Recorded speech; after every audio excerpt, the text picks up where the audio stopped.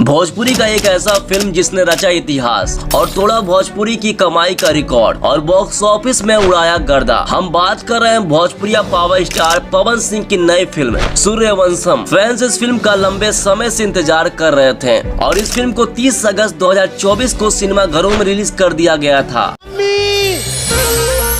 Mummy जी हमारो सालिए नु लगी हैं। फिल्म ने बॉक्स ऑफिस में लगातार 50 दिन ताबड़तोड़ कमाई करके रचा था इतिहास। बात करें इस फिल्म की कमाई की तो फिल्म ने 200 करोड़ की कमाई करके तोड़ा भोजपुरी का रिकॉर्ड। हालांकि ये बजट बहुत ज्यादा नहीं है, लेकिन भोजपुरी के हिसाब से बहुत ही ज्यादा है।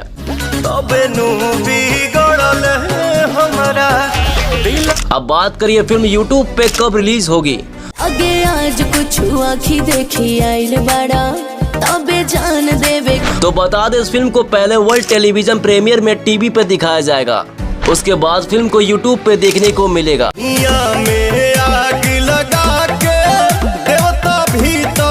सुर म्यूजिक और इसी फिल्म के यूज 7वें चैनल पर देखने को मिलेगा। कमेंट करके बताइए आपको सूर्यवंशम फिल्म का गाना कैसा लगा था।